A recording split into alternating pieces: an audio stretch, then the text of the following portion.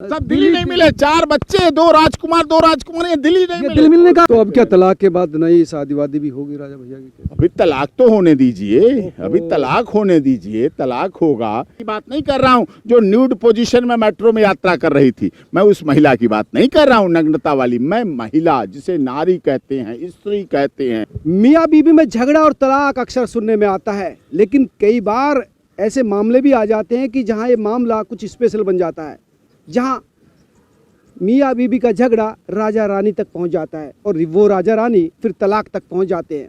हालांकि स्वतंत्र भारत में राजा रानी कॉन्सेप्ट खत्म हो चुका है, लेकिन फिर भी कई लोग अभी भी अपने उस पुश्तैनी रुतबे रसूब के साथ इस समय रहते हैं। ऐसे ही है एक राजा भैया जिनको कहते हैं रघुनंदन प्रताप सिंह। उनकी पत्नी के साथ तलाक होने वाला है। आखिर क्यों एक राजा अपनी रानी से तलाक ले रहा है, क्या वजह है? वो भी तब जब शादी को 2 दशक से ज़्यादा हो गए, 4 बच्चे हैं, डॉक्टर साहब के मित्र हैं, वो इनसे बात भी हुई थी।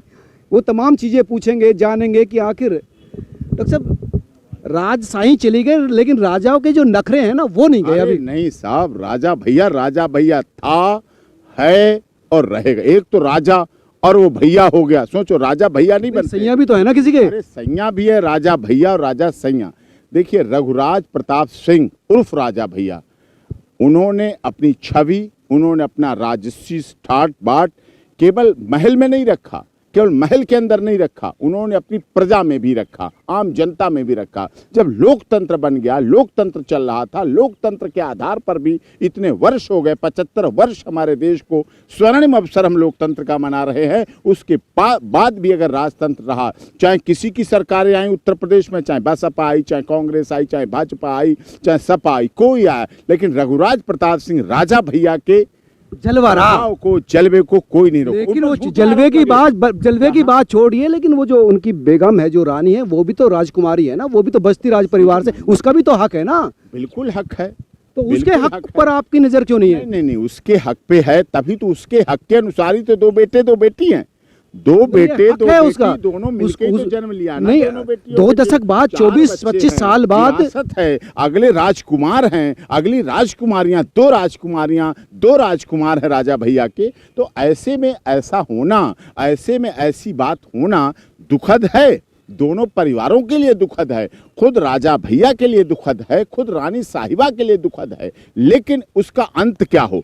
तलाक कोई व्यक्ति मजबूरी में लेता, और राजा भैया जैसे व्यक्ति जिन्होंने अपना पूरा जीवन समाज की सेवा में, देश की सेवा में, प्रदेश की सेवा में, राजपूतों क्षत्रियों की सेवा में लगा दिया। आपको याद होगा जब आप वो छोड़ दिए, पुलिस करने की कोशिश मत कीजिए। पुलिस कैसे न करूं? क्या ये सच नहीं है? क्या ये सच नहीं है? मैं ये जानना चाहता हूँ। फंसाया गया, हत्या में फंसाया गया, कोर्ट डिसाइड करेगा, वो डिसाइड कोर्ट करेगा। हम लोगों ने यहाँ आंदोलन किया, जंतर मंतर, कोर्ट का मामला है, सीबीआई जांच। लेकिन एक पत्नी को इस तरह से तलाक के मामले में ये नौबत क्यों आई? देखिए, घर का झगड़ा, घर की जो ये लड़ाई है, घर में क्यों नहीं सुलझाई गई? देखिए साहब, कुछ न कुछ मजबूरियां रही होंगी दोनों तरफ से, कुछ न कुछ मजबूरियां रही होंगी दोनों तरफ से। दोनों यूं ही एक दूसरे के लिए ये दम तो नहीं है, एक राजा का दम तो नहीं है, एक पुरुष का दम तो नहीं है, एक पुरुष का दम। आप व्यक्तिगत कभी मिलिए, हम लोग तो मिलते हैं क्षत्रिय महासभा के माध्यम से। वो कितना भरोसा रखते हैं, हर समय उपलब्ध रहने वाला राजा, हर समय लोगों के लिए समर्पित रहने वाला राजा, हर समय 24 घंटे फोन ऑन रखने वाला राजा। राजा नहीं है, फकीर है, फकीर होके भी वो राजा है, वो संत है, राजा के रूप में संत है। और ऐसे व्यक्ति को ऐसे। आपसे बात हुई थी अभी, तो क्या पूछ रहे थे, क्या चाह रहे थे वो, क्यों इतना लग रहा? ये तो बात, मैं तो पुरुषों के लिए लड़ता हूँ, मैं तो पुरुष आयोग की भी मांग करता हूँ, मैं तो पुरुष आयोग होना चाहिए, मैन कमीशन की भी बात करता हूँ। महिला कानून है, महिला कानूनों का दुरुपयोग होता है। उस महिला कानून से, जैसे महिला आयोग है, महिला हेल्पलाइन, महिला हेल्प डेस्क, महिला स्पेशल कोर्ट, सब कुछ है, ऐसे पुरुषों के लिए भी होना चाहिए। पुरुष हेल्पलाइन, पुरुष हेल्प डेस्क पुरुष के लिए भी होना चाहिए, तो उसकी तरफ से होना चाहिए। तो पुरुषों के लिए तो अत्याचार मतलब पुरुष करता है कि महिला करता है? तनिक इसको भी सोचा आपने? ना, इसका कोई पैरामीटर नहीं। हेल्पलाइन आयोग, क्या ये सत्य नहीं है? कितनी महिलाओं ने, पत्नियों ने, धर्म पत्नियों ने करवा चौथ वाले दिन अपने पतियों की हत्या कर दी। कितने नंबर्स होंगे? 130 करोड़ 140 करोड़ के लोग में अगर ये 10 20 100 50 महिला हैं तो उससे पूरी महिला जाति को आप तुलना करेंगे? पूरी महिला जाति के कौन कह रहा है? पूरा दिन भूखी रहती है, करवा चौथ आपने उसका उदाहरण भी दिया था वो। अरे मैं तो कहता और हूं, पुरुष सीता पूरा हैं, वो सीता हैं, सावित्री हैं, गार्गी हैं, अपाला हैं, अनुसुईया हैं, फिर रजिया सुल्ताना हैं, देवी हैं, लक्ष्मी हैं, कन्या है। जब कन्या पूजन के बिना हमारा कोई संस्कार पूरा नहीं होता है। लेकिन ये भी सत्य है, महिला कानूनों का दुरुपयोग हो रहा है, मिसयूज हो रहा है और पुरुषों को टॉर्चर भी किया जा रहा है, हरासमेंट भी किया जा रहा है महिला के आधार पर, कानूनों के आधार पर, दुरुपयोग के आधार पर। अच्छा ये बताइए, अब ये रास्ता कुछ बीच बीच का रास्ता वस्ता निकला, इनके बीच में नहीं निकला?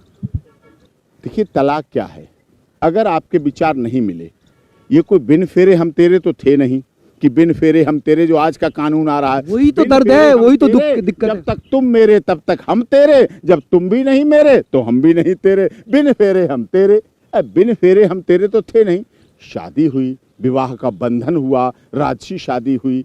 और राजा भैया तो उत्तर प्रदेश की राजनीति में इतना दखल रखने वाले व्यक्ति हैं कि सरकार किसी की बने लेकिन राजा भैया बहुमत से उनका परिवार और वो जिसे चाह जाएंगे वो विधायक बनता था, मंत्री बनता। जलवा है ना भाई, जलवा ऐसे थोड़ी कायम रहता है लोकतंत्र में। बड़े बड़े जलवे ढीले हो गए, भूल गए। जलवा बनाने कुंडा का गुंडा भी उनको कहा जाता था। कहने को तो कुछ भी कहते रहे, आप किसी के लिए कुछ भी कह दो। कुंडा जो उनका राज्य था, कहने तो लोग मोदी जी की भी कब्र खोदते हैं रोज। करें क्या, खोदने को मना करते हैं। मोदी जी कहते हैं ठीक है तुम कब्र खोदो, हमें लोग 2024 में 400 के पार, तीसरी बार 400 के पार मोदी जी के लिए भी कहते हैं लोग।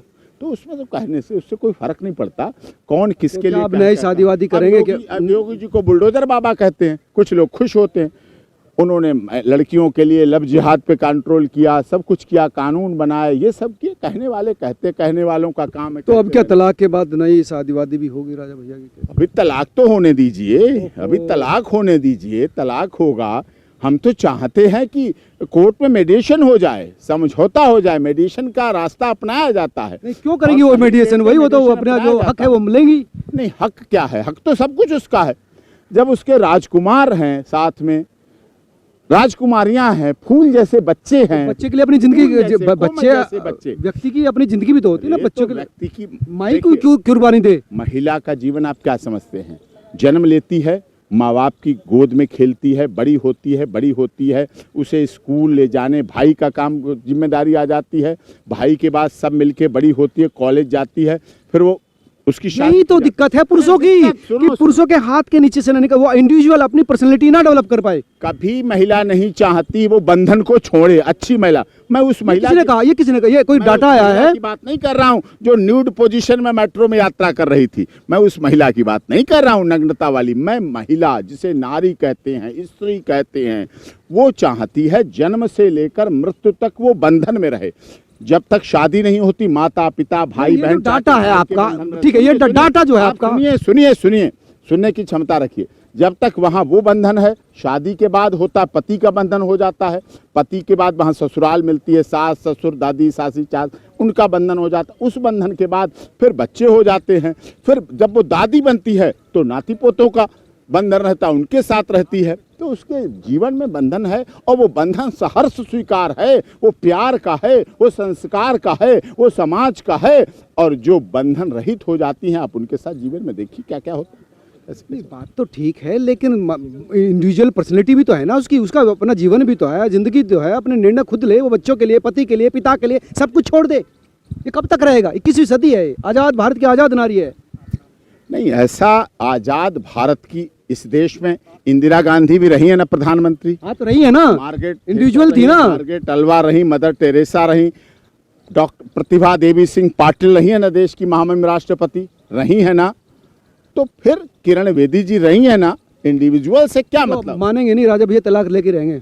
नहीं, तलाक हम न चाहते हैं, हमारा समाज चाहता है, यूपी चाहता है, अखिल भारतीय क्षत्रिय महासभा चाहता है, कई महासभाएं चाहती हैं, कई संगठन चाहते हैं कि ये ना हो। लेकिन जब जिंदगी में तलाक कोई आसान नहीं था, किसी व्यक्ति के लिए तलाक आसान नहीं, राजा या रंक, अमीर या गरीब, महाराजा या राजा, किसी के लिए भी तलाक नहीं। दो दिलों के मिलन को ऐसे तोड़ देना आसान नहीं है। लेकिन अगर जीवन ही दिल ही तो नहीं मिल रहे, ये दिमाग सब दिल्ली नहीं मिले, 4 बच्चे, 2 राजकुमार, ये दिल्ली नहीं मिले। दिल मिलने का है वहाँ पे, दिल मिलता तो तोड़ दे। अरे जब दिल मिलता है तो आदमी अपने आप को खत्म कर लेता है, जुबान, सब अपनी कुछ। इंडिविजुअलिटी को खत्म कर लेता है। दिल, दिमाग, जुबान मिला। आपने देखे ना योगी जी के पास दोनों बच्चे खड़े थे, कितने कितने अच्छे सुंदर फूल, गुलाब के फूल जैसे रह रहे हैं। वो तो राजकुमार है ना, राजकुमार है। और राजकुमार ऐसे राजा के हैं जिसने आज भी अपनी राजसी शान को लोकतंत्र के चलते, चुनाव के चलते, चुनाव में वोटों को भी पाने का अधिकार। जब तक मशीनें थी तो बैलेट भरे गए राजा भैया के नाम, जब तक बैलेट थे तो बैलेट भरे जाते थे डिब्बों में। अब मशीनें आई तो बटन दबते हैं राजा भैया के नाम। ऐसा राजकुमार राजा है, कोई ऐसा थोड़ी है। तो ये थे वकील AP सिंह, जो लगातार डिफेंड कर रहे थे राजा भैया को और सही भी ठहरा रहे थे कि जो तलाक ले रहे हैं ठीक रहे, कहीं ना कहीं कोई वजह रहेगी, कोई यूं ही बेवफा नहीं रहते। लेकिन आप लोग क्या सोचते हैं जरूर कमेंट करके बताएं। नमस्कार।